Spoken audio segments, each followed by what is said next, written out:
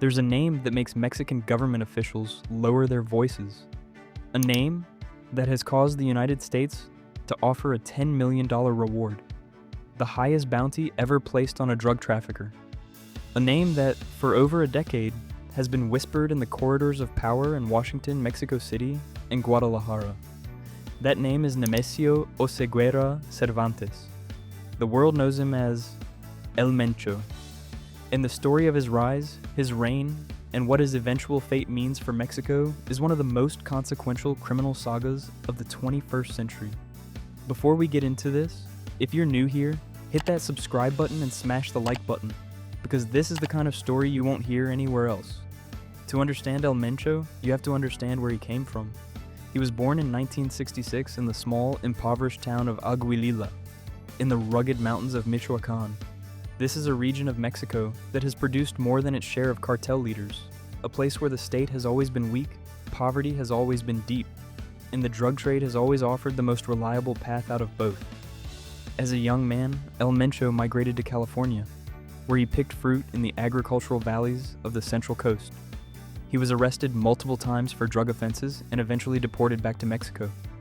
That deportation, in hindsight, may have been one of the most consequential decisions in the history of organized crime. Back in Mexico, El Mencho didn't return to poverty. He returned to opportunity. He worked his way up through the ranks of the Mencho Cartel, learning the business from the inside, understanding supply chains, distribution networks, corruption mechanics, and the brutal arithmetic of cartel violence. When the Mencho Cartel fragmented in the early 2000s, El Mencho didn't fall with it. He built something new. Something that would eventually become the most powerful drug trafficking organization in the Western Hemisphere. The Jalisco New Generation Cartel, known by its Spanish initials CJNG, was formally established around 2010. From the beginning, it was different from the cartels that came before it. El Mencho understood that the era of the old-school Mexican trafficker was over. Sinaloa had built its empire on relationships, bribery, and decades of accumulated infrastructure. El Mencho built his on something rawer and more terrifying: absolute overwhelming violence, deployed with almost military precision. CJNG didn't just fight its enemies. It annihilated them publicly, broadcasting its brutality in videos that spread across social media. It hung bodies from bridges. It left messages carved into flesh.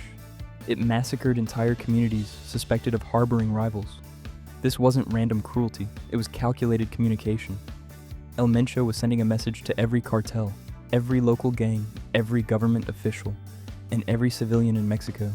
There's no negotiation. There's only submission or death. The cartel expanded with terrifying speed.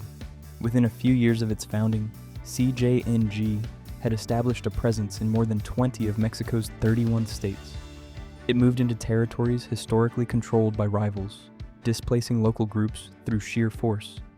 It diversified into extortion, fuel theft, human trafficking, and the production and export of fentanyl, the synthetic opioid that would go on to kill hundreds of thousands of Americans and fundamentally reshape the drug trade.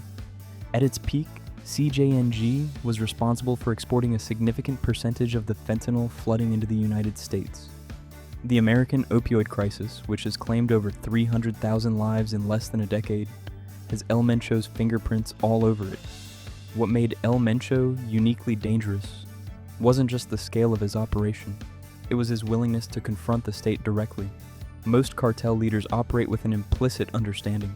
They corrupt officials, buy silence, keep violence relatively contained to rival organizations.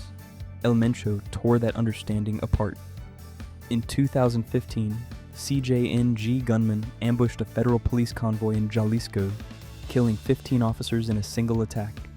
A few months later, they shot down a military helicopter with a rocket launcher. These weren't just acts of violence. They were declarations of war against the Mexican government itself. The Mexican state responded with massive military operations, but El Mencho proved nearly impossible to find. He operated through a web of loyal lieutenants, rarely communicated electronically, moved constantly, and surrounded himself with an inner circle bound by family ties and absolute personal loyalty. The DEA, which has described him as the most powerful and dangerous drug trafficker in the world, spent years building cases against his network without being able to locate the man himself. and form a layer of complexity to the threat he posed. His wife, Rosalinda Gonzalez Valencia, was a key figure in the cartel's financial operations. His son, known as El Menchito, ran significant portions of the organization's operations before his arrest in 2015 and eventual extradition to the United States. His daughter became a social media figure, posting images of a lavish lifestyle that mocked law enforcement's inability to touch the family. The cartel was, in the most literal sense, a family business. The question of El Mencho's fate became one of the defining criminal justice questions of the era. For years, Mexican and American authorities acknowledged what many in Mexico already suspected, that significant portions of local and even federal law enforcement had been compromised by CJNG money. Raids that should have caught him seemed to miss by hours. Operations that required large coordination teams seemed to suffer from convenient intelligence failures. The corruption wasn't incidental to the problem. It was the problem, and this is where the story takes on its deepest significance. Because El Mencho's ability to survive for so long wasn't just a product of his own cunning, it was a product of a system, political, economic, social, that made his survival not just possible, but in many ways inevitable. Mexico's security institutions were simply not built to contain what he had created. The combination of poverty in rural communities, decades of underinvestment in law enforcement, a justice system riddled with impunity, and the almost incomprehensible profits available in the drug trade created conditions that any sufficiently ruthless and intelligent criminal could exploit. El Mencho simply exploited them better than anyone else. When reports began circulating in mid-2024 that El Mencho had been killed or had died, reports that the Mexican government was slow to confirm and even slower to fully substantiate, the reaction across Mexico was not simple celebration. It was something more complicated, relief, certainly, but also uncertainty, and in some quarters, genuine fear about what came next. History has shown over and over again that killing or capturing a cartel leader does not end the cartel. The death of Pablo Escobar did not end the Colombian cocaine trade. The arrest of El Chapo did not weaken the Sinaloa cartel. In fact, it triggered a brutal internal power struggle that destabilized entire regions. The capture of cartel leaders has repeatedly produced not peace but fragmentation, and fragmentation in Mexico's security environment almost always means more violence, not less, as regional factions compete for control of the territories and routes left behind. CJNG, as an organization, had been built to survive El Mencho. He had deliberately distributed authority across multiple lieutenants, none of whom held so much power that the organization would collapse with their removal. His potential death or capture was something the cartel had, in effect, prepared for. The machine he built does not require him to keep running. What changed forever then, if not the cartel itself? What El Mencho changed, permanently, structurally, is the nature of the threat that organized crime poses to the Mexican state. Before CJNG, cartels operated in a kind of dark equilibrium with the government. They corrupted it, certainly.